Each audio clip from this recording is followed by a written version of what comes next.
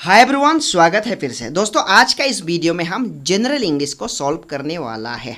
GK part है उसको हम ऑलरेडी सॉल्व कर चुका है। ऑलराइट, ये डन हो गया। और जो इसका अंदर में ही और एक आपको थ्योरी पेपर मिलेगा, ये ड्राइवर के एग्जाम का थ्योरी पेपर को भी सॉल्व करके जल्दी ही डालने वाला है।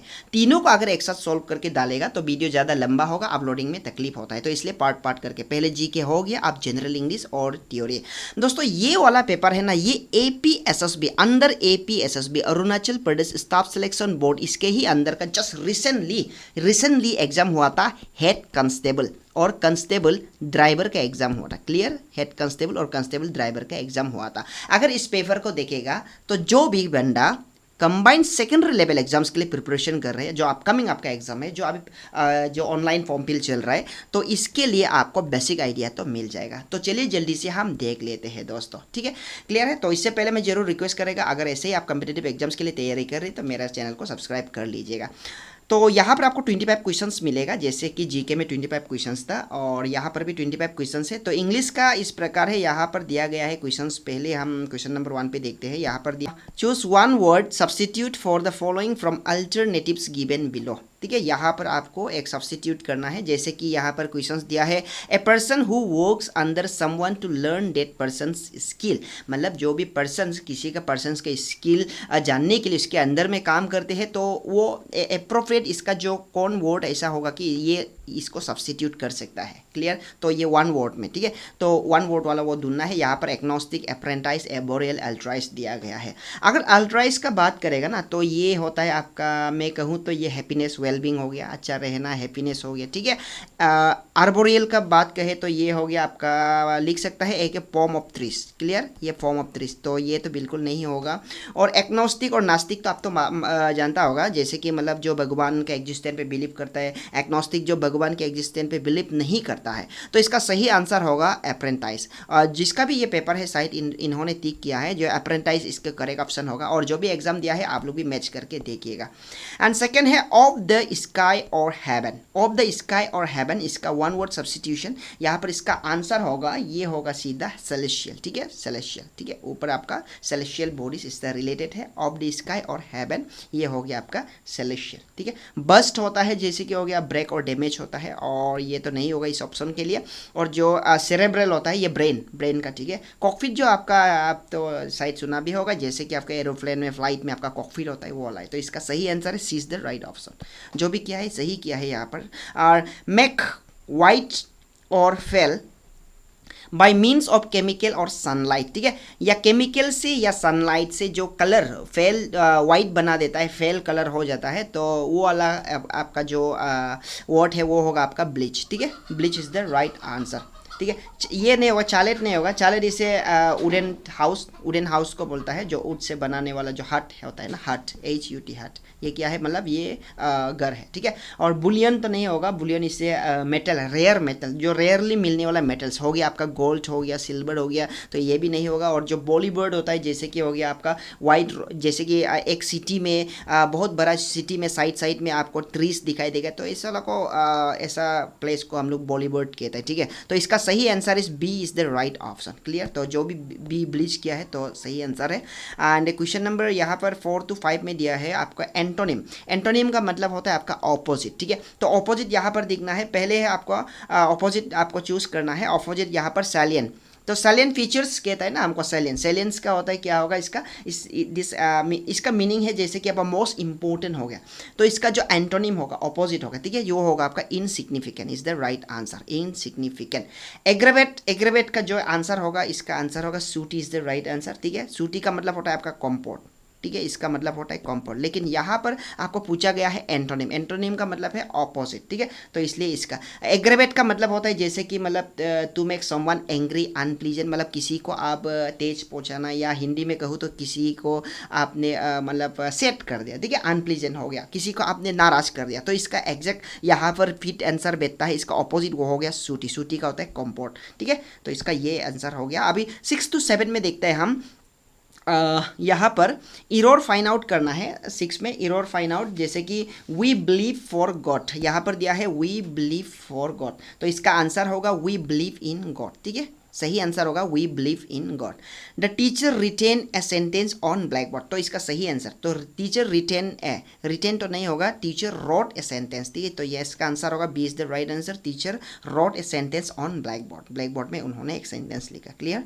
अब नेक्स्ट में आता है यहाँ पर आपको फिल इन द ब्लैंक्स करना है। पहले आपको पैराग्राफ दिया है, ये पैराग्राफ को पढ़ के यहाँ पर जितने भी हैं फिल इन द ब्लैंक्स करना है। टुडेज फास्ट फेस्ट वर्ल्ड, मतलब आजकल का जो दुनिया है, ठीक है, जो फास्ट दुनिया है, ठीक है। Time management is for success, मतलब time management is crucial for success is the right answer. यहाँ पर क्रूशियल हो गया, ठीक है, टाइम मैनेजमेंट करना बहुत क्रूशियल हो गया आजकल जो भी है, ठीक है। Whether you are a student और professor, the first step is to, question number 9, मतलब यहाँ पर 9 का जो फिल इन द ब्लैंक्स करना है। The first step is to, यहाँ पर होगा is to create a daily schedule. पहले आपको डेली शेड्यूल के लिए आपको क्रिएट करना होगा, इग्नोर तो नहीं करना है। शेड्यूल को कैसे हम इग्नोर करें, एलिमिनेट भी नहीं करें, चेरिश भी नहीं करेगा, ठीक है। पहले क्रिएट करना पड़ेगा, तो इसका आंसर हो गया बी हो गया 10 का।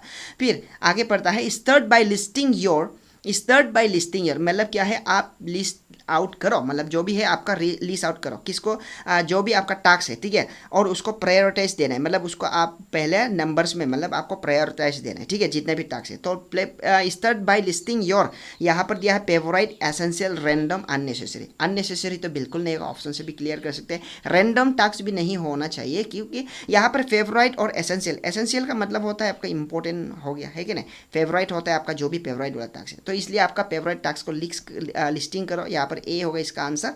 आप भी देख लीजिएगा, मुझे ऐसा लगता है ये इसका अप्रोप्रिएट आंसर शुड भी है, जैसे कि मतलब अपना फेवरेट टास्क को पहले लिस्ट करो, उसके बाद उसको आप प्रायोरिटाइज दे दो। Clear. And allocate specific time slot for each task, और हर टास्क के लिए, हर काम के लिए, टास्क मतलब हर काम के लिए आप स्पेसिफिक टाइम देना है, उसका पर्टिकुलर टाइम देना है। And stick to your schedule, और जो शेड्यूल आपने बनाया है उसमें स्टिक करना है। ये सेंटेंस जो आपके लिए जितना भी ये पैराग्राफ है ना, सही आपका एग्जाम्स के लिए यहाँ पर दिया गया, आने वाला एग्जाम्स के लिए अगर ऐसे ही आपको फॉलो करेगा ना यही चीज़, तो आपका आने वाला एग्जाम्स के लिए भी अच्छा होगा, ठीक है। अवॉइड इन्वाइटिंग डिस्ट्रैक्शन, मतलब बाहर का जो डिस्ट्रैक्शन है इसे इन्वाइट मत करो, ठीक है। जो भी घूमना फिरना है, जो भी दोस्त तो इधर उधर टाइम वेस्ट करना, उसे आप इग्नोर करना है। एंड स्टे 11 नंबर में, एंड स्टे क्या करना है, स्टे फोकस, ठीक है, फोकस करना है। डिस्ट्रैक्ट तो बिल्कुल नहीं होगा, रिलैक्स भी नहीं होगा, एंजॉयस भी नहीं होगा, तो कैसे रिलैक्स होगा, ठीक है, पहले आपको फोकस करना है। Stay focus on your goals, मतलब आपका जो भी टारगेट है, अचीवमेंट है, उसमें आपको क्या करना है, फोकस करना है। क्लियर। तो इसका आंसर होगा 11 का ए होगा।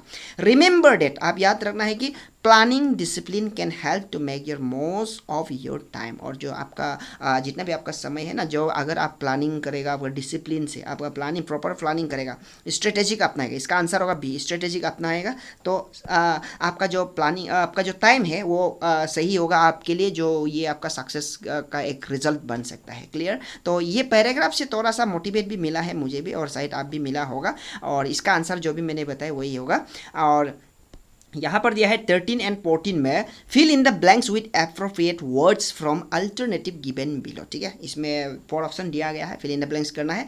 For a few seconds Sudhir was, ठीक है, कुछ समय के लिए, कुछ सेकंड के लिए Sudhir was blinded by a powerful light of the oncoming car, मतलब उसका तरफ एक कार आया, ठीक है, और पावरफुल लाइट दिया उसका आंखों में, ठीक है, आंख में, तो सेकंड के लिए क्या हुआ है, वो ब्लाइंड होने लगे। सेकंड के लिए मतलब टोटली, सही आंसर है यहाँ पर, सही किया है उन्होंने, टोटली किया है, ठीक, sorry, Sudhir was totally blinded bye powerful light, इसका आंसर होगा totally.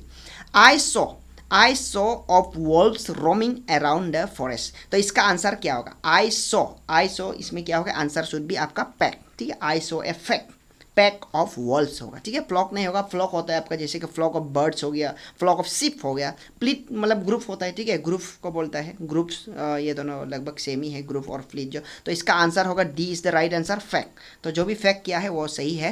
And question number 15 to 16 में यहाँ पर देखता है, आपको ये सेंटेंस से आपको एरर फाइंड आउट करना है। अगर एरर नहीं है तो आपको डी ऑप्शन डाल सकता है, वो है आपका नो एरर, ठीक है। तो यहाँ पर पहले this room is too much small for 6 person, तो इसका आंसर होगा बी, यहाँ पर टू मच नहीं होगा, this room is too much नहीं होगा, ठीक है, फॉर 6%। हो सकता है this room is very small for very small, too much का जगह में very small for 6%। Both Mohan as well as Sohan, तो ये गलत है, ये एज वेल एज नहीं होगा, both Mohan as well as, both Mohan and Sohan, you आपको ऐसा बोलना चाहिए, you should say like both Mohan and Sohan are intelligent, ठीक है। तो इसका आंसर है बी होगा, ये भी बी होगा।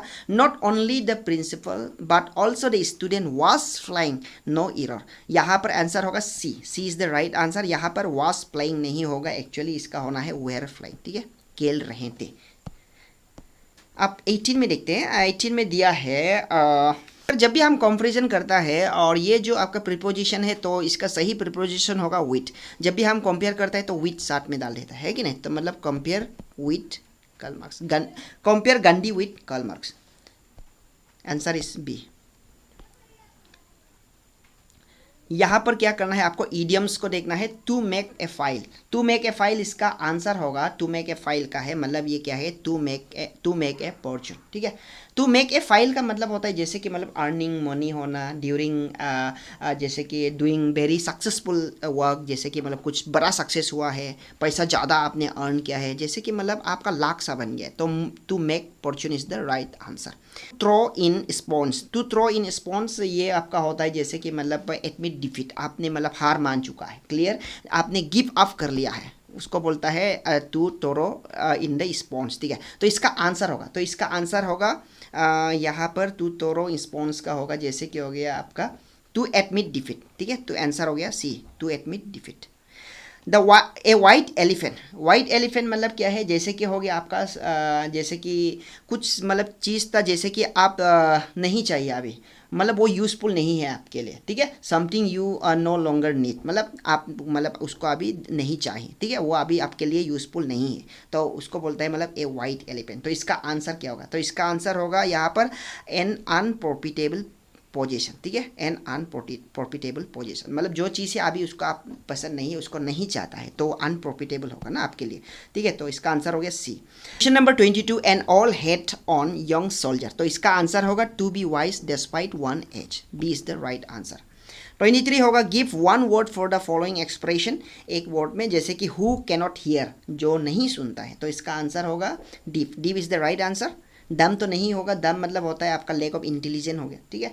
ब्लाइंड तो मालूम है आपको, लेम भी तो मालूम है ना, है कि नहीं, नॉट एबल टू वॉक हो गया, लेम जो नहीं चल सकता है, क्लियर। तो इसका सही आंसर है B is the right answer, deaf.